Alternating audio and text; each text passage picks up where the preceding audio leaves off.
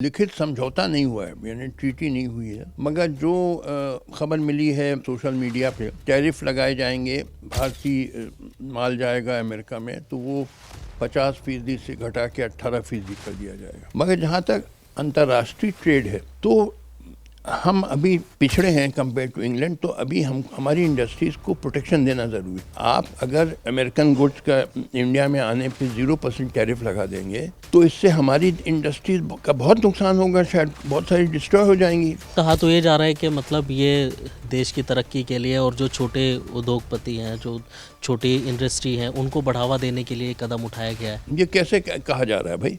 अभी जैसे हमने देखा हाल ही में यूजीसी का नए नियम आए, उसको लागू कर दिया गया। सुप्रीम कोर्ट ने हालांकि इस पर स्टे लगा दिया और कहा कि भाई आप इसको ड्राफ्ट को दोबारा से बना करके दीजिए। जब विरोध प्रदर्शन हुआ, एक पक्ष जो है वो इसका समर्थन कर रहा है, एक पक्ष जो है वो इसका विरोध कर रहा है। देखिए, यूजीसी का जो रेगुलेशन जो बनाए थे, जो स्टे कर दिया सुप्रीम कोर्ट ने, मगर उसमें भी मुझे कई गलतियां दिखाई दे रही हैं। दूसरी चीज़, जहाँ तक ओबीसी का बात है, मैंने इसमें कई बार कहा ये ओबीसी का आरक्षण तो बिल्कुल ही धोखा है। जब आरक्षण चाहिए था तब तो मिला नहीं अंग्रेज़ों के शासनकाल में। अब जब पिछड़ नहीं रह गए, अब आप इनको आरक्षण दे रहे हैं। ये तो वोट का चक्कर है पूरा। ममता बनर्जी सुप्रीम कोर्ट में खुद एसआईआर के मामले पर जो है उन्होंने खुद अपनी बहस की इसमें, इसको किस तरह देखते हैं आप? मैंने तो कहा, जो मुझे इंटरव्यू किया, मैंने कहा और वोट चोरी होनी चाहिए, पूरे सब वोट चोरी हो जाने चाहिए, यानी वोट आप वोट डालने के लायक नहीं है। आज के नेताओं के बारे में कोई उनसे कुछ उम्मीद नहीं रखता हूँ, वो तो बस अपने वोट बैंक के चक्कर में है। माघ मेले में शंकराचार्य भी, मुक्तेश्वरानंद सरस्वती महाराज भी काफ़ी चर्चा में रहे।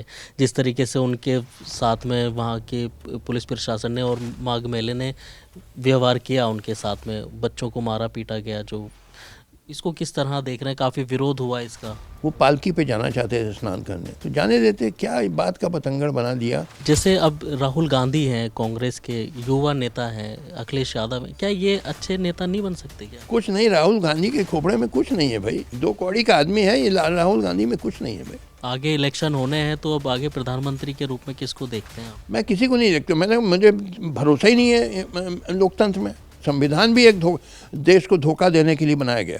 देखिए, असल आज़ादी होती आर्थिक आज़ादी, आज़ादी गुर्बत से आज़ादी, बेरोज़गारी से आज़ादी, भुखमरी से आज़ादी और स्वास्थ्य लाभ अभाव से आज़ादी, ये असल आज़ादी होती है। नमस्कार, आप देख रहे हैं समाचार प्लस OTT और मैं अब्दुल वाजिद चिश्ती निज़ामी। जिस तरीके से अभी भारत ने अमेरिका के साथ एक समझौता किया है व्यापार में, और अब इसका विरोध किया जा रहा है क्योंकि किस चीज़ों को लेकर के डील की गई है वो साफ तौर पर सरकार की तरफ से जो है नहीं बताया जा रहा है। इसी सब मुद्दे पर बात करने के लिए मेरे साथ मौजूद हैं पूर्व जस्टिस मरकंडे काटजू साहब। सर, आप इसको किस तरह देख रहे हैं, इस पूरे मामले को, जिस तरीके से अमेरिका और भारत के बीच में जो डील हुई है?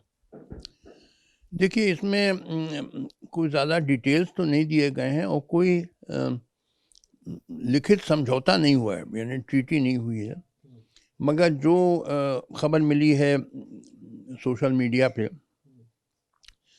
एक तो ये कहा गया कि जो टैरिफ लगाए जाएंगे, जो भारतीय माल जाएगा अमेरिका में, तो वो 50% से घटा के 18% कर दिया जाएगा। दूसरी चीज़ ये कही गई है, वो उनके अमेरिकन ट्रेड रिप्रेजेंटेटिव ने, कि जो भारत आयात करेगा, जो इंपोर्ट करेगा गुड्स फ्रॉम अमेरिका, उस पर 0% ड्यूटी लगेगी। तीसरी चीज़ ये कही गई है कि $500 बिलियन का माल इंडिया ख़रीदेगा अमेरिका से, उसमें एग्रीकल्चरल गुड्स होंगे और एनर्जी का और टेक्नोलॉजी का और डिफेंस वगैरह का। ये ब्रॉडली 3 चीज़ें कही गई हैं। तो ये इस पे कुछ कहने के पहले मैं कुछ इकोनॉमिक थ्योरी के बारे में आपको बताना चाहता हूँ, जिसका समझना बहुत ज़रूरी है। एक बड़े मशहूर इकोनॉमिस्ट थे इंग्लैंड के, उन्होंने 1776 में किताब लिखी, जो बड़ी मशहूर किताब थी। उसका नाम था the wealth of Nations, Adam Smith ने लिखी थी। तो एडम स्मिथ ने कहा कि फ्री ट्रेड होनी चाहिए, कोई गवर्नमेंट का दखल नहीं होना चाहिए ट्रेड में। न केवल अंदरूनी ट्रेड जो अपने मुल्क के अंदर एक भाग से दूसरे भाग में जो ट्रेड होता है उसमें कोई दखल, गवर्नमेंट दखल नहीं करना चाहिए, फ्री ट्रेड होना चाहिए। और अंतर्राष्ट्रीय ट्रेड यानी जो माल हम बाहर दूसरे देशों में भेजते हैं और दूसरे देशों से हमारे देश में आता है, उसमें भी कोई दखल नहीं होना चाहिए, फ्रीडम होनी चाहिए। ये 1776 में उन्होंने अपना ग्रंथ, बड़ा मशहूर ग्रंथ है द वेल्थ ऑफ नेशन, उसमें एडम स्मिथ ने लिखा था। उसके बाद 1841 में एक जर्मन इकोनॉमिस्ट था, उसका नाम था फ्रीडरिक लिस्ट, LIST। उसने ये लिखा, उसकी किताब का नाम था national system of political economy. उस ज़माने में इकोनॉमिक्स को पॉलिटिकल इकोनॉमी कहा जाता था। वो जो ग्रंथ था the national system of political economy, उसमें फ्रेडरिक लिस्ट ने ये कहा कि इंग्लैंड सबसे पहला देश था जिसका औद्योगिकरण हुआ। England was the first country in the world to industrialise. और उस वक्त और मुल्क इंग्लैंड के मुकाबले में कम डेवलप थे। जर्मनी में थोड़ा सा इंडस्ट्रियलाइजेशन शुरू हो गया था, मगर इंग्लैंड के मुकाबले बहुत कम था। तो लिस्ट ने कहा कि देखिए, इंग्लैंड की इंडस्ट्री जायंट्स हो गई हैं, बहुत बड़ी हो गई हैं। हमारी जर्मन इंडस्ट्री उस वक्त छोटी थी। तो ये तो ऐसा ही होगा कि एक पहलवान को लड़वा दो एक बच्चे से, तो पहलवान पटक के फेंक देगा बच्चे को। तो हमारी इंडस्ट्रीज कंपटीशन नहीं कर पाएंगी ब्रिटिश इंडस्ट्री से, क्योंकि देखिए जो लार्ज स्केल इंडस्ट्री होती है, बिग इंडस्ट्री होती है, वो अपना माल सस्ता बेच सकती है as compare to small industries. कई वजह से, एक तो इकोनॉमीज ऑफ स्केल उसके पास होते हैं, फिर ये है कि वो अपना कच्चा माल, रॉ मटेरियल खरीद सकता है बल्क में, तो बल्क में खरीदेंगे तो कम दाम पे खरीद लेंगे। और कई वजह हैं जिसके वजह से बिग इंडस्ट्रीज अपना माल सस्ता बेच सकती हैं as compare to small industries. और जब सस्ता बेचेंगी तो फिर वो स्मॉल इंडस्ट्रीज compete नहीं कर पाएंगी और वो उनका माल कोई नहीं खरीदेगा, वो बंद हो जाएंगी। तो लिस्ट ने कहा कि अभी जो हमारी जर्मन इंडस्ट्रीज हैं, छोटी हैं, इनको प्रोटेक्शन चाहिए, यानी इंग्लिश गुड्स से प्रोटेक्शन चाहिए। यानी कि प्रोटेक्शन का तरीका हैवी टैरिफ्स लगाना, यानी इंग्लिश गुड्स को जर्मनी में हमें नहीं आने देना, क्योंकि वरना वो सस्ती होंगी और हमारा इंडस्ट्रीज महंगी बेचती हैं उसके मुकाबले, तो बंद हो जाएंगी। कौन खरीदेगा हमारी महंगा माल? तो इंग्लिश इंडस्ट्रीज विल अंडरसेल अस, और वो इस तरीके से हमारी इंडस्ट्री डिस्ट्रॉय कर देंगे। तो लिस्ट ने कहा कि देखिए, जहाँ तक अंदरूनी ट्रेड, इंटरनल ट्रेड, जर्मनी के अंदर जर्मनी के एक हिस्से से दूसरे हिस्से में माल जाना, उस पर तो कोई रिस्ट्रिक्शन नहीं होना चाहिए, फ्रीडम होनी चाहिए।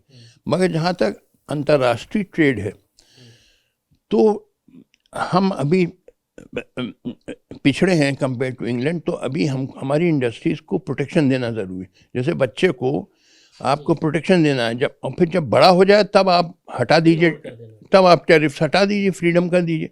मगर जब तक ग्रो न कर जाए और बड़ी ना हो जाए और मुकाबला न कर सकें, तब तक आपको प्रोटेक्शन देना बहुत ज़रूरी है। अब ये फ्रेडरिक लिस्ट की थ्योरी थी। 1841 में उसका ग्रंथ था the national system of political economy, उसने लिखा। और यानी कि उसने एडम स्मिथ की बात मानने से इनकार कर दिया जब तक जर्मनी की इंडस्ट्री ग्रो न कर जाए, बड़ी ना हो जाए। अब तो बड़ी हो गई हैं, मगर उस वक्त छोटी थी। तो अब उसी को लीजिए आप, आज के ज़माने में अमेरिकन इंडस्ट्रीज और यूरोपियन इंडस्ट्री बहुत बड़ी हैं, उनके मुकाबले में हमारी इंडस्ट्रियलाइजेशन कम है, हमारी इंडस्ट्री छोटी है। तो लिहाजा हमारी इंडस्ट्रीज को प्रोटेक्शन देना है, वरना compete नहीं कर पाएंगी। और ये जो अनाउंस किया गया कि अमेरिकन गुड्स इंडिया में आएंगे उसमें कोई टैरिफ नहीं लगेगा, तो फिर हम इससे हमारी जो इंडस्ट्रीज का बड़ा नुकसान होगा, वो compete नहीं कर पाएंगी, क्योंकि वो अमेरिकन और यूरोपियन गुड्स सस्ते दाम पे आ जाएंगे और फिर हमारी वो मार्केट कैप्चर कर लेंगे, तो हमारी इंडस्ट्रीज फिर कहाँ बेचेंगे, बंद हो जाएंगी। तो लिहाजा ये तो बहुत नुकसान करेगा कि हम हमारी गुड जो अमेरिका जा रही है उस पर तो 18% टैरिफ है, तो अमेरिकन गुड्स आएंगे इंडिया में 0% टैरिफ। तो फिर जब 0% टैरिफ है तो हमारा पूरी मुल्क में it will be flooded with American goods which are much cheaper, तो लोग वही खरीदेंगे और हमारी इंडस्ट्रीज़ की गुड्स बिक नहीं पाएंगी और बंद हो जाएंगी। तो लिहाजा ये तो मैं समझता हूँ कि बहुत नुकसान करेगा हमारी डोमेस्टिक इंडस्ट्रीज़ को। हमें प्रोटेक्शन देना ताकि वो बड़ी हो जाएं, और वो ऐसे ही हो सकता है कि डेवलप्ड कंट्रीज़ की गुड्स को हमें इंडिया में आना रोकना चाहिए, ये बहुत हैवी टैरिफ्स लगा देना चाहिए, प्रतिबंध लगा देना चाहिए। थोड़े से गुड्स जिससे जो कोई ऐसी टेक्नोलॉजी जो हमारे पास नहीं है वो गुड्स थोड़ी सी आ जाएं, जिससे हमारे साइंटिस्ट इंजीनियर भी सीख लें वो गुड बनाना।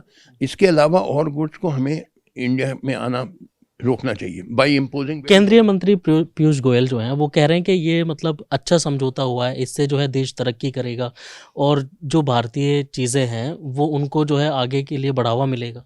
कैसे कैसे कह रहे हैं ये बात? लेकिन दूसरी तरफ विपक्ष जो है वो ये कह रहा है कि इससे जो है किसानों को बहुत बड़ी मात्रा में नुकसान होगा। देखिए, अभी पीयूष गोयल की बात और विपक्ष की बात छोड़िए, अभी मेरी बात सुनिए कि आप अगर अमेरिकन गुड्स का इंडिया में आने पे 0% टैरिफ लगा देंगे तो इससे हमारी इंडस्ट्रीज का बहुत नुकसान होगा, शायद बहुत सारी डिस्ट्रॉय हो जाएंगी कि कम्पीट नहीं कर पाएंगी। तो उनके कहने न कहने से कोई फ़र्क नहीं पड़ता। ये इकोनॉमिक्स, पहले इकोनॉमिक थ्योरी समझिए आप, उस हिसाब से इसका विश्लेषण करिए। जहाँ तक ये बात हो कि इंडिया ख़रीदेगा $500 बिलियन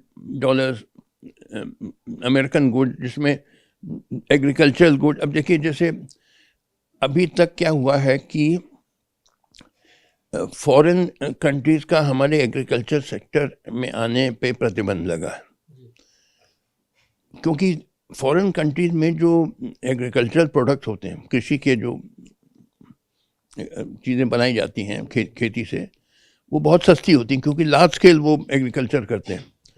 तो जैसे सब्ज़ी है, दूध है, अनाज है, वो हमारे किसानों से सस्ते में बेचेंगे। तो हमारे फिर किसानों का माल कौन ख़रीदेगा? अगर वो अमेरिकन गुड्स आने लगेंगे तो हमारे किसान अभी छोटे लेवल पे करते हैं एग्रीकल्चर, तो उनका प्रोडक्ट्स महंगे compare to American agriculture goods. और अमेरिका में सब्सिडाइज होती है बहुत एग्रीकल्चर, तो इसलिए भी सस्ती हो जाती है अमेरिकन फार्म प्रोडक्ट्स। तो लिहाजा इससे हमारे किसानों का बड़ा नुकसान होगा। और किसान आप समझिए करीब 60% या 65% हमारी देश की जो 143 करोड़ की आबादी में से 60-65% है। तो इसके मतलब बड़ा भारी नुकसान होगा देश को। तो इस डील को मैं तो सही नहीं मानता हूँ। हालांकि भाई देखिए, अभी डिटेल्स इसके नहीं दिए गए हैं और लिखित समझौते नहीं हुए, मगर अगर ये जो अनाउंस किया गया है वही इम्प्लीमेंट किया जाएगा रिटन समझौतों से, इससे देश का बहुत नुकसान होगा। तो क्या लग रहा है आपको कि जिस तरीके से अभी बीच में हालात रहे अमेरिका के साथ में, जिस तरीके से टैरिफ बढ़ाया गया था, टैरिफ लगाया गया, उसके बाद फिर आपसी समझौते, कहीं ना कहीं माहौल भी देखने में आया कि जो है थोड़ा सा अपोजिट और उसका चल रहा है मामला पूरा भारत का और अमेरिका का, तो क्या किसी दबाव में सरकार ये फैसला कर रही है? ये जो किया गया है इस डील को किसी दबाव में है? भाई एक तो दबाव ये था कि अमेरिका ने बहुत इंसिस्ट किया कि हम लोग रूस से तेल ना खरीदें। अब देखिए, पहले हम लोग ईरान से ख़रीदते थे, सबसे दुनिया में सस्ता तेल है ईरान से, बहुत हमारा तेल आता था ईरान से। उस पर अमेरिकन ने प्रतिबंध लगा दिया कि आप ईरान से नहीं ख़रीद सकते हैं, क्योंकि ख़रीदने के लिए फिर वो वेस्टर्न बैंक्स के थ्रू ट्रांजैक्शंस होते हैं और बैंक्स जो अमेरिकन बैंक और वेस्टर्न बैंक को कहा गया कि आप ये Indian purchase of Russian oil को आप मत करिए, ट्रांजैक्शन न करिए। तो लिहाजा ईरानी तेल हम ख़रीदना हमको बंद करना पड़ा। फिर हमने रूस से ख़रीदना शुरू किया, वो भी हालांकि ईरान से थोड़ा सा महंगा तेल है मगर फिर भी सस्ता है। अब अगर वो भी हम ख़रीदना बंद करेंगे तो देखिए फिर महंगा तेल ख़रीदना पड़ेगा सऊदी अरेबिया से, अमेरिका से, तो लिहाजा इससे तो हमारा नुकसान होगा। हम क्यों महंगा चीज़ खरीदें अगर हमको सस्ती मिल रही है? तो दबाव तो था ही, और क्या कारण हो सकता है कि आप सस्ता माल नहीं खरीदें मगर महंगा माल खरीदें? इसका मतलब कुछ दबाव पड़ रहा है, ये बात है। लेकिन कहा तो ये जा रहा है कि मतलब ये देश की तरक्की के लिए और जो छोटे उद्योगपति हैं, जो छोटी इंडस्ट्री हैं, उनको बढ़ावा देने के लिए कदम उठाया गया है। ये कैसे कहा जा रहा है भाई? किस आधार पे? मैंने बताया ना कि छोटे उद्योगों को तो प्रोटेक्शन देना चाहिए ताकि वो बड़े हो सकें। अभी हमारे उद्योग अमेरिका के उद्योगों से छोटे हैं, तो लिहाजा हमारे उद्योगों को की रक्षा करनी चाहिए ताकि वो बड़े हो सकें। तो ये कहना के तो कुछ भी कह जाइए आप, मगर जो लिस्ट की थ्योरी थी, फ्रेडरिक लिस्ट की, उसके अनुसार आप सोचिए कि हमारे छोटे उद्योग कैसे बड़े होंगे अगर 0% टैरिफ हो जाएगा अमेरिकन गुड्स की एंट्री इनटू इंडियन मार्केट में, तो कैसे बड़े होंगे हमारे? बल्कि नष्ट हो सकते हैं या बहुत नुकसान हो सकता है। तो ये बात मैं सहमत नहीं हूँ पीयूष गोयल जी की। तो सर क्या लग रहा है अभी जैसे सरकार जल्दबाजी में इस तरीके के फैसले ले लेती है और इस तरीके की चीज़ें जो है अनाउंस कर देती है? अभी जैसे हमने देखा हाल ही में यूजीसी का नए नियम आए, उसको लागू कर दिया गया। सुप्रीम कोर्ट ने हालांकि इस पर स्टे लगा दिया और कहा कि भाई आप इसको ड्राफ्ट को दोबारा से बना करके दीजिए। जब विरोध प्रदर्शन हुआ, एक पक्ष जो है वो इसका समर्थन कर रहा है, एक पक्ष जो है वो इसका विरोध कर रहा है। अब इस पर भी सोचने समझने के लिए जो है बोला है सुप्रीम कोर्ट ने। जल्दबाजी में उठाए गए सारे फैसले। देखिए यूजीसी का जो रेगुलेशन जो बनाए थे, जो स्टे कर दिया सुप्रीम कोर्ट ने, तो अभी वो लंबित है सुप्रीम कोर्ट में, तो उस पर ज़्यादा बोलना मुनासिब नहीं होगा। मगर उसमें भी मुझे कई गलतियां दिखाई दे रही हैं कि ये तो आप और कास्ट जातियों में और विभाजन इससे होगा और नफरत पैदा होगी जातियों में। अपर कास्ट लोग बहुत प्रोटेस्ट कर रहे हैं कि अब वो दलित और ओबीसी लोग कंप्लेंट कर दें, मानिए झूठा कंप्लेंट हो मगर उनके ऊपर मुकदमा चल जाए, और झूठा कंप्लेंट करने की कोई सज़ा नहीं है इसमें। दूसरी चीज़, जहाँ तक ओबीसी का बात है, मैंने इसमें कई बार कहा ये ओबीसी का आरक्षण तो बिल्कुल ही धोखा है। ओबीसी अब बैकवर्ड नहीं रहे। देखिए पहले जो अंग्रेज़ों के ज़माने में ज़मींदारी सिस्टम होता था, ज़मींदारी सिस्टम में जो ज़मींदार होते थे ज़्यादातर हिंदू अपर कास्ट, थोड़े से मुस्लिम होते थे, और ये ओबीसी यादव कुर्मी इनके टेनेंट्स होते थे। और उस ज़माने में ओबीसी वास्तव में बहुत पिछड़े थे, बिल्कुल अनपढ़ थे। मगर जब भारत आज़ाद हुआ और ज़मींदारी एबॉलिशन एक्ट आया, उसके बाद ये ज़मींदारी ख़त्म हो गई और जो टेनेंट्स थे वो ज़मीन के मालिक हो गए, ये यादव कुर्मी वगैरह। तो इनके पास जो ज़मीन की आय हुई, इनकम आई, उससे जो पैसा है उससे अपने बच्चों को शिक्षित किया उन्होंने।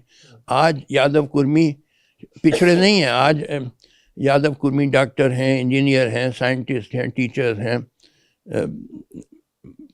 ये आईएएस आईपीएस सब जगह हैं। तो लिहाजा जब पिछड़े थे अंग्रेज़ों के शासनकाल में ज़मींदारी सिस्टम में, जब वाकई में ये बहुत पिछड़े थे, उस वक्त तो इनको कोई आरक्षण नहीं मिला ओबीसीज को। मगर अब जो आगे चल के आप पिछड़े नहीं रह गए, आप इनको आरक्षण दे रहे हैं। ये जो इंदिरा साहनी का केस हुआ 1990 या 91 का, उसके बाद ये इम्प्लीमेंट हुआ मंडल कमीशन की रिपोर्ट। मगर अब याद है 91 में किया था। हाँ, तो अब यादव कुर्मी वगैरह पिछड़े नहीं हैं। अब ये तो धोखा है ना कि अब कहना कि ये पिछड़े हैं, इनको आरक्षण चाहिए। जब आरक्षण चाहिए था तब तो मिला नहीं अंग्रेजों के शासनकाल में। अब जब पिछड़े नहीं रह गए, अब आप इनको आरक्षण दे रहे हैं। ये तो वोट का चक्कर है, पूरा पूरा चक्कर ये है कि इनका वोट हमें वोट बैंक मिले। तो ये भी डाल दिया गया है यूजीसी रेगुलेशन में कि ओबीसी को भी इंक्लूड कर दिया गया। तो ये तो बिल्कुल मैं इससे सहमत नहीं हूँ, ये यूजीसी रेगुलेशन। मगर हम ज़्यादा नहीं बोलना चाहते हैं, वो लंबित है, सुप्रीम कोर्ट तय करे जैसा करे। सर, अब SC ST और जो OBC हैं वो इसका समर्थन कर रहे हैं, लेकिन जो जनरल कैटेगरी के हैं, स्वर्ण समाज जो है, वो इसका विरोध कर रहा है और कहते हैं कि भाई सरकार का भी खुल करके विरोध कर रहे हैं कि हमने सरकार बनाई भारतीय जनता पार्टी की और हमारे साथ में जो है इस तरीके का अत्याचार किया जा रहा है। मतलब एक कैटेगरी को उठा करके सीधे तौर पर अपराधी श्रेणी में रख दिया गया है, उनका ये कहना है। हाँ देखिए, और इससे देखिए जातिवाद और बढ़ेगा और नफरत फैलेगी अपर कास्ट में और पिछड़ी जातियों में।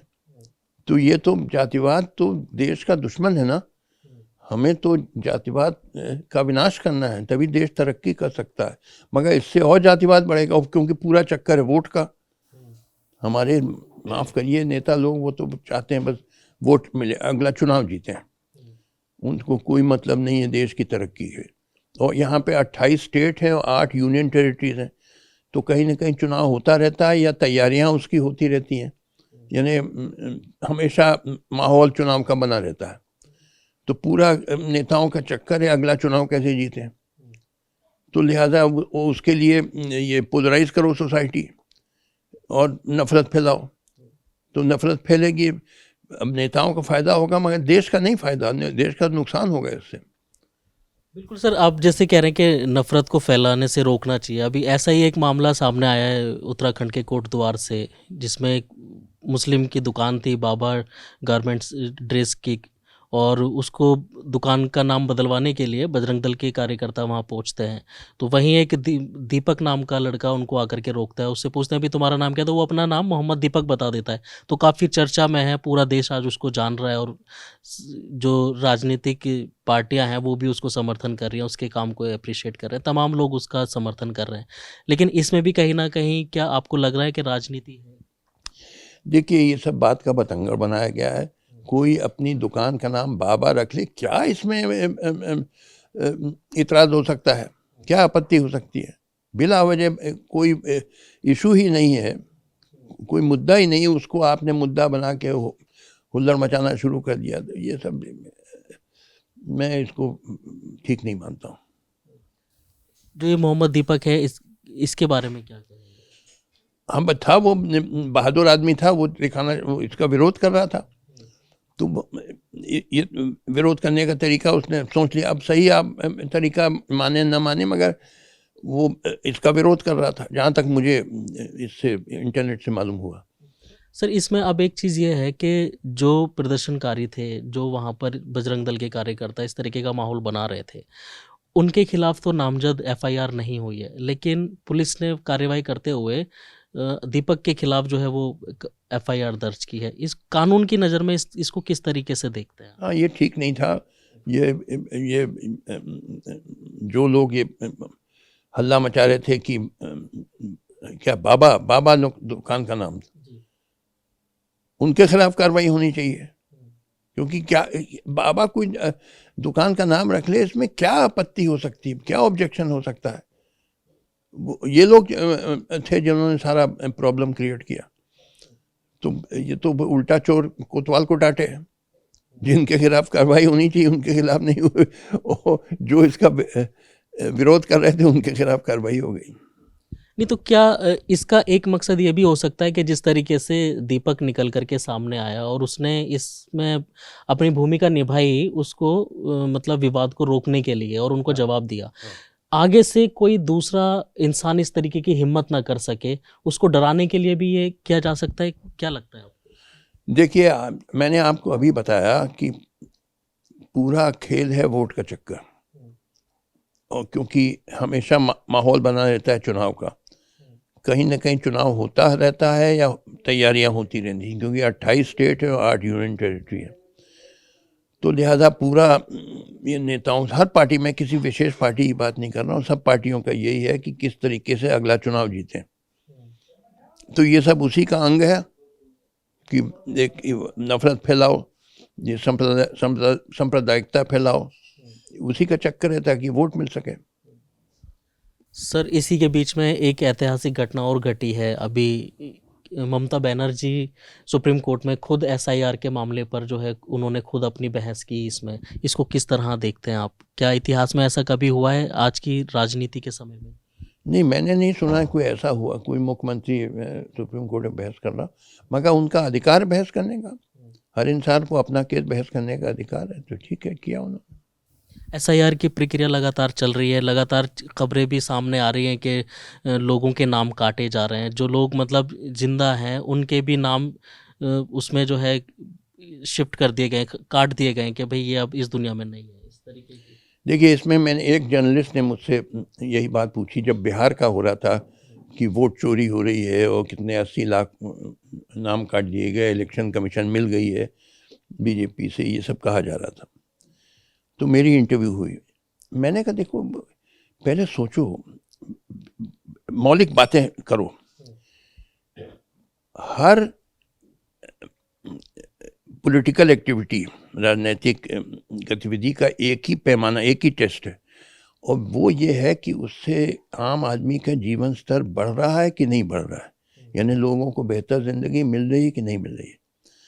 अब इस दृष्टिकोण से अगर आप देखिएगा तो मानिए कोई वोट चोरी ना हो, मानिए इलेक्शन बिल्कुल ठीक से हो, तो भी क्या फर्क पड़ेगा?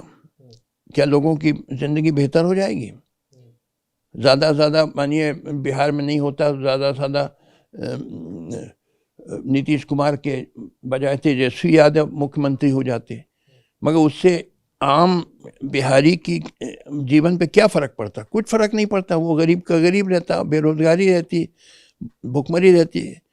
तो मैंने तो कहा, वो जो मुझे इंटरव्यू किया, मैंने कहा और वोट चोरी होनी चाहिए, पूरे सब वोट चोरी हो जाने चाहिए, यानी वोट आप वोट डालने के लायक नहीं है, वोट देने का अधिकार नहीं, क्योंकि 90% जो आदमी हिंदुस्तान का वोट देता है जात बिरादरी पे देता है। ये नहीं देखता उम्मीदवार अच्छा आदमी है, बुरा है, पढ़ा लिखा, अनपढ़, क्रिमिनल, नॉन क्रिमिनल, सीधे सीधे भेड़ बकरी जैसे जात बिरादरी पे वोट डाल देता है। तो मानिए कोई वोट चोरी ना हो, ठीक से इलेक्शन हो, फिर भी जो वोटर है वो 90% जात और मजहब के आधार पे वोट देगा, तो इससे कैसे देश तरक्की करेगा? क्योंकि जो जातिवाद और सांप्रदायिकता है, ये सबसे बड़े दुश्मन है देश के, इनके विनाश के बगैर देश तरक्की नहीं कर सकता। मगर आपकी जो लोकतंत्र है वो इसको और मजबूत करता है, सांप्रदायिकता और जातिवाद को, क्योंकि इसी पे चलता है। तो मैं तो लोकतंत्र के खिलाफ हूँ। आप 90% भारत के लोग वोट देने लायक नहीं है, उनको वोट देने का अधिकार ही नहीं होना चाहिए, क्योंकि वो जात बिरादरी पे वोट देंगे। एक कोई रैशनल कंसिडरेशंस पे ये नहीं सोचेंगे कि ये जो उम्मीदवार है जिसको हम वोट देने जा रहे हैं, ये क्या अच्छा आदमी है, बुरा है, ये क्या इलेक्शन जीतने के बाद हमारे भलाई के लिए, बेहतरी के लिए काम करेगा, ये सब नहीं देखते हैं, सीधे सीधे जात बिरादरी देखते हैं। अब देखिए, फूलन देवी जीत गई लोकसभा की चुनाव, आपको मालूम, बड़ी भारी डकैत थी, कितने लोगों की हत्या की थी, मगर क्योंकि पिछड़ी जात की थी जीत गई। ये 2024 का जो चुनाव हुआ लोकसभा का, उसमें उसकी एनालिसिस हुआ कि जो एमपी इलेक्ट हुए हैं 50% उनके बहुत बड़े वो क्रिमिनल्स हैं, उनके खिलाफ बहुत बड़े बड़े क्रिमिनल केसेस चल रहे हैं, 50%। अब इससे क्या सिद्ध होता है? इससे सिद्ध ये होता है कि वोटर ये नहीं देखता है कि उम्मीदवार क्रिमिनल है कि नॉन क्रिमिनल, सीधे सीधे जात बिरादरी देखता है। सर पब्लिक में डर भी तो हो सकता है। नहीं, डर नहीं, मैं कह रहा हूँ, मानिए कोई डर ना हो, मानिए कोई डर ना हो, मगर 90% लोग बिना डरे हुए वो अपनी जात बिरादरी पे देंगे, भेड़ बकरी जैसे। यहाँ का देखिए, मानसिकता सामंती है, ये सब सामंती शक्तियाँ हैं, जातिवाद और सांप्रदायिकता, और इनका विनाश किए बगैर हमारा देश तरक्की नहीं कर सकता। मगर 90% के लोगों के खोपड़े में जातिवाद और सांप्रदायिकता भरी हुई है। ये डर नहीं, ये क्योंकि अभी भी हमारा देश अर्धसामंती है।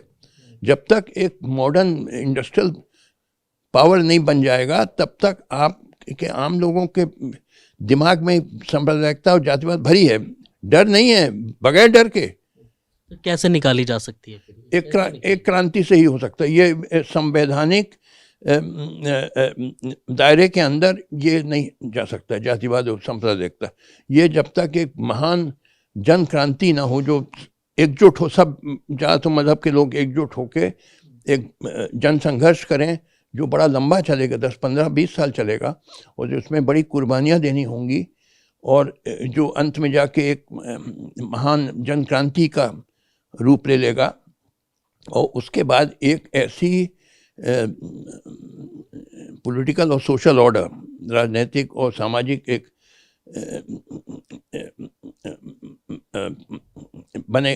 बनेगा जिसके अंतर्गत तेजी से औद्योगिकरण हो और लोगों का जीवन स्तर बढ़ता चले। तो ये बड़ी लंबी प्रक्रिया है, इस संवैधानिक दायरे के अंतर्गत नहीं संभव है। ये क्रांति से ही हो सकेगा, और क्रांति बड़ी मुश्किल चीज़ है, उसमें बड़ा वक्त लगता है, बड़ी कुर्बानियाँ देनी पड़ती हैं, मानता हूँ मैं। आज नहीं होगी, 1-2 साल में भी नहीं होगी, 10-15 साल में होगी। मैं तब तक जीवित नहीं रहूँगा क्योंकि 80 साल का हो रहा हूँ। आप लोग होंगे, आप लोग शायद वो देखें। सर हम तो दुआ करते हैं कि आप सलामत रहें और एक लंबा समय आप और रहें और देखें ये सारी चीज़ें। लेकिन सवाल ये है कि क्या अब उसकी शुरुआत आपको लगता है कि होगी, किस तरीके से होगी? क्योंकि जिस तरीके से आपने बताया कि सामंतीवाद सोच है, सब मतलब जाति धर्म पर चल रहे हैं, आखिर कौन उठेगा, कहाँ से इसकी शुरुआत होगी, कैसे विचार होंगे? मैं आपको जवाब दे रहा हूँ। देखिए, आज के नेताओं के बारे में कोई मैं उनसे कुछ उम्मीद नहीं रखता हूँ। वो तो बस अपने वोट बैंक के चक्कर में हैं। आगे चल के अच्छे आधुनिक सोच के और देश प्रेमी नेता आएंगे, मुझे पूरा भरोसा है, क्योंकि पूरा ऐतिहासिक अनुभव बताता है, ऑल हिस्टोरिकल एक्सपीरियंस शोज कि जब कोई देश संकट में आता है तो प्रकृति अच्छे अच्छे लोग नेताओं को ऊपर लाती है। जैसे कि फॉर एग्जांपल इंग्लैंड में 17वीं सेंचुरी में लड़ाई हुई थी, किंग और पार्लियामेंट के बीच संघर्ष हुआ था, कई दशक चला था। उस वक्त ओलिवर क्रॉमवेल आए ऊपर, उन्होंने पार्लियामेंट्री फोर्सेस को लीड किया, जिनको जो अनजान थे, पहले किसी ने नाम नहीं सुना था ओलिवर क्रॉमवेल, मगर वो आए, प्रकृति ने उनको ऊपर लाया और वो उन्होंने देश को आगे बढ़ाया। इसी तरह से अमेरिका में जॉर्ज वॉशिंगटन, थॉमस जेफरसन वगैरह आए, लीडर्स जो बड़े महान नेता थे। फ्रांस में रोबेस्पियर वगैरह आए, रशिया में लेनिन वगैरह आए। तो ये मुझे पूरा भरोसा है कि अच्छे नेता आएंगे भविष्य में। अभी नहीं है, अभी नहीं दिखाई दे रहे हैं, अभी नेता बिल्कुल 2 कौड़ी के लोग हैं, मगर आगे चल के आएंगे, क्योंकि ये पूरा ऐतिहासिक अनुभव हमें बताता है कि जब देश एक संकट में होता है, when a country is in crisis, तो new leaders are thrown up. वो आएंगे जो वास्तव में देशभक्त होंगे, जो आधुनिक सोच के होंगे, देश को तेजी से आगे ले जाने का सोच के लिए कटिबद्ध होंगे। वो आएंगे, उसके लिए इंतज़ार करना होगा। बिल्कुल सर, अभी जैसे देखा अभी बीते महीने माघ मेले में शंकराचार्य अभी मुक्तेश्वरानंद सरस्वती महाराज भी काफ़ी चर्चा में रहे। जिस तरीके से उनके साथ में वहाँ के पुलिस प्रशासन ने और माघ मेले ने व्यवहार किया उनके साथ में, बच्चों को मारा पीटा गया, जो इसको किस तरह देख रहे हैं? काफ़ी विरोध हुआ इसका, खुल करके विरोध किया उन्होंने। नहीं, मुझे तो समझ में आना क्यों उनके वो पालकी पे जाना चाहते थे स्नान करने, तो जाने देते, क्या बात का बतंगड़ बना दिया। हमारे यूपी के जो चीफ मिनिस्टर साहब ने कि पालकी से आप नहीं जा रहे, जो उनकी चली आ रही है, उनका कस्टम, उनकी प्रथा चली आ रही है, जाने देते, छोटी कोई फिर उस पर कोई कमेंट भी नहीं होता। मगर उनको कहा गया कि नहीं, आपको पैदल जाना होगा, पालकी पे नहीं जा सकते। क्यों? जाने दे, जब इनकी यही कस्टम है पुरानी शंकिश, आम आदमी तो पैदल जाएगा, मगर शंकराचार्य पालकी पे जाएगा, जाने देते। बिला वजह रोक लगा दी, इसी से सारा पूरा शुरू हुआ। फिर वो उन्होंने शंकराचार्य ने, वो चीफ मिनिस्टर ने शंकराचार्य को कालनेमी कह दिया, शंकराचार्य ने उनको कहा, फिर बात आगे बढ़ती गई। अगर शुरू में ही ये पालकी जाने देते, एक स्नान करके चले आते 15-20 मिनट आधे घंटे में ख़त्म, कोई बात, कोई इस पर कमेंट ही नहीं होता, बिला वजह एक बात का बतंगड़ बना दिया। सर आपकी नज़र में क्या है कालनेमी, आप किसको समझते हैं? अब इस पे मत पूछिए कि कालनेमी कौन है। मुझे तो आज के भारत के सब नेता कालनेमी ही लगते हैं। किसी विशेष नेताओं को बुरा लग जाएगा सर। अब लगे मैं किसी विशेष पार्टी के नेता का नहीं कर रहा हूँ, सब पार्टी के नेता बिल्कुल कालनेमी हैं, बिल्कुल दो कौड़ी के लोग हैं। मुझे कोई उनके लिए इज्जत नहीं है आज, मगर आएंगे अच्छे नेता, भविष्य में आएंगे, मुझे पूरा भरोसा है, क्योंकि मैंने बड़ा अध्ययन किया है। 80 साल का होना, मेरी ज़िंदगी अध्ययन में बीती है कि अच्छे नेता आते हैं जब देश संकट में होता है, तो आएंगे, उसका इंतज़ार करना पड़ेगा। क्या सर ये जैसे अब राहुल गांधी हैं, कांग्रेस के युवा नेता हैं, अखिलेश यादव हैं, क्या ये अच्छे नेता नहीं बन सकते क्या? अरे बिल्कुल, क्या कमियां हैं इनमें? कुछ नहीं, राहुल गांधी के खोपड़े में कुछ नहीं है भाई, बस उसको यह है कि सत्ता चाहिए हमारी, हम राजशाही परिवार के हैं, वो हमारा अधिकार है कि शासन करना। Nehru Gandhi family royal dynasty है और हम लोग को वंचित कर दिया गया है, जो हमारा पैदाइशी अधिकार है कि हमको प्राइम मिनिस्टर होना है। इसके अलावा कुछ है?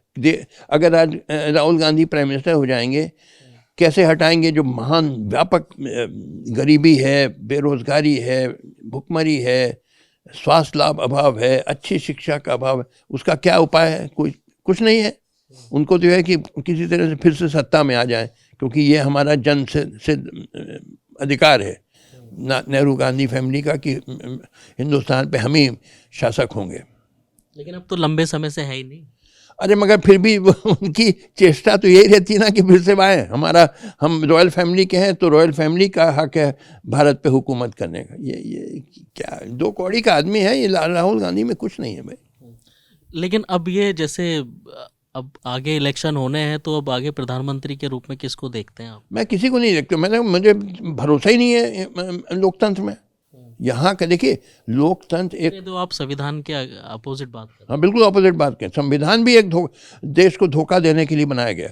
संविधान से देश चल रहा है सर, ये तो गलत बात हो जाती है। मैं जवाब दे रहा हूँ आपको। देखिए कैसे मैं कह रहा हूँ कि संविधान देश को धोखा देने के लिए बनाया गया, क्यों कह रहा हूँ। देखिए संविधान में लिखा गया कि लोकतंत्र है भारत में, मगर अच्छा कहा जाता है कि लोकतंत्र का मतलब है कि अब जनता शासक हो गई, मगर हकीकत है कि थोड़े से लोग शासक हैं भारत पे, ये हकीकत है। थोड़े से बड़े पूंजीपति लोग या बड़े नेता लोग वही हुकूमत कर रहे हैं भारत पे। फिर संविधान में कहा गया है कि मौलिक अधिकार हैं, फंडामेंटल राइट्स हैं, फ्रीडम ऑफ स्पीच वगैरह। मगर देखिए 75-80% जनता गरीब है, यानी बेरोजगारी इतनी है। जो गरीब आदमी है, बेरोजगार है, भूखा, उसको फ्रीडम ऑफ स्पीच से क्या मतलब बताइए। उसको कहा जा रहा है कि तुम भूखे रहो, बेरोजगार रहो, मगर तुम्हें फ्रीडम ऑफ स्पीच है। ये क्या उसके साथ धोखा नहीं हो रहा है? देखिए असल आज़ादी होती आर्थिक आज़ादी, गुर्बत से आज़ादी, बेरोजगारी से आज़ादी, भुखमरी से आज़ादी और स्वास्थ्य लाभ अभाव से आज़ादी, ये असल आज़ादी होती है। ये तो आप कहे कि भारत को आज़ादी मिल गई, अंग्रेज़ों को हटा दिया। मैं तो कहता हूँ ये सब आपको बेवकूफ़ बना दिया गया। असल आज़ादी तो मिली नहीं आपको भाई। 10 पूंजीपति हैं भारत में जिनके पास इतना धन है जो 50% भारत की जनता के पास धन है। 10 individuals own as much wealth as the bottom half of 50% of our 143 crore population. तो ये आज़ादी है? ये तो आपको बेवकूफ़ बना दिया गया। आप उछल कूद रहे हैं कि हम आज़ाद हैं, भारत को आज़ादी दिला दी। ये रियल असल आज़ादी होती है आर्थिक आज़ादी। जब तक वो नहीं होगा, आप कहने को आज़ाद है, मगर एक भूखे आदमी, गरीब आदमी को क्या ये आज़ादी से मतलब आप कह रहे हैं फ्रीडम ऑफ स्पीच है, लिबर्टी है, ये है वो है, कहते रहिए।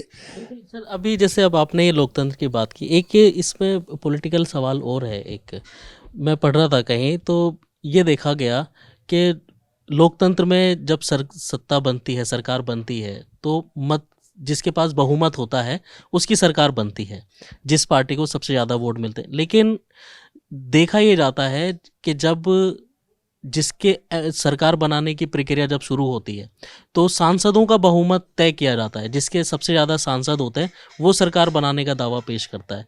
तो जब लोकतंत्र में जनता के बहुमत की बात की जा रही है तो सरकार फिर सांसदों के बहुमत से क्यों बनती है? इसमें भी कोई झोल नज़र आता है क्या आपको? नहीं, ये भाई थ्योरी तो ये है कि सांसद रिप्रेजेंट करते हैं पीपल को, members of parliament represent the people, तो इस तरीके से इनडायरेक्ट डेमोक्रेसी है, ये थ्योरी है ना।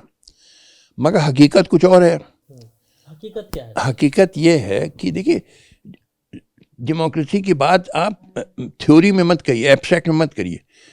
ये पूछिए डेमोक्रेसी यहाँ प्रैक्टिस कैसे होती है भारत में, और उसका जवाब है कि प्रैक्टिस होती है caste and communal vote banks में। 90% जो वोटर जाता है वोट देने, वो जात बिरादरी के आधार पे वोट देता है, मेरिट्स ऑफ कैंडिडेट पे नहीं देता है। इसीलिए आपके 2024 के चुनाव में जो जीत के आए मेंबर्स ऑफ पार्लियामेंट, आधे उसमें से क्रिमिनल्स हैं। ये तो आप गूगल में देख लीजिएगा। तो लिहाजा ये इससे कैसे देश तरक्की करेगा? आपकी जनता की अभी सोच बड़ी पिछड़ी है, यानी मानसिकता बहुत 90% लोगों में जातिवाद भरा हुआ है।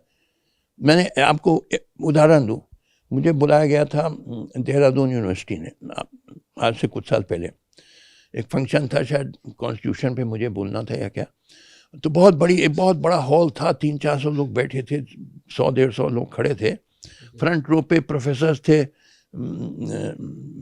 देहरादून यूनिवर्सिटी के, अच्छी टाई सूट पहने, और कोई पीएचडी हार्वर्ड यूनिवर्सिटी अमेरिका से, कोई येल यूनिवर्सिटी से, कोई लंदन स्कूल ऑफ इकोनॉमिक्स से पीएचडी लिए। तो मैंने जो बात कही आप यूट्यूब में देख लीजिएगा, इतना टाइप करिए justice Katju Dehradun law college. मैंने एक चीज़ कही, बहुत सारी चीज़ें कहीं, करीब 35-40 मिनट का मेरा भाषण था। एक चीज़ मैंने कहा कि ये फ्रंट रो पे बैठे हैं आपके प्रोफेसर्स, कोई अमेरिका से यूनिवर्सिटी, हार्वर्ड येल से, कोई लंदन स्कूल ऑफ इकोनॉमिक्स से, और बढ़िया टाई सूट पहने। अभी 2 मिनट में मैं सिद्ध कर दूंगा कि इनके खोपड़े में गोबर भरा हुआ है। यही मेरे लफ्ज़ हैं। मैंने कहा इनसे पूछिए कि इनकी लड़की अगर किसी दलित से शादी करना चाहे तो राजी होंगे? एक नहीं राजी होगा, कई तो कत्ल कर, ऑनर किलिंग करा देंगे।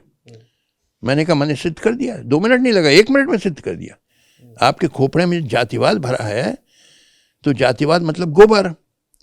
तो मैं इससे इम्प्रेस नहीं हूँ कि आपकी पीएचडी हार्वर्ड हो। ये सवाल है आपके खोपड़े में क्या?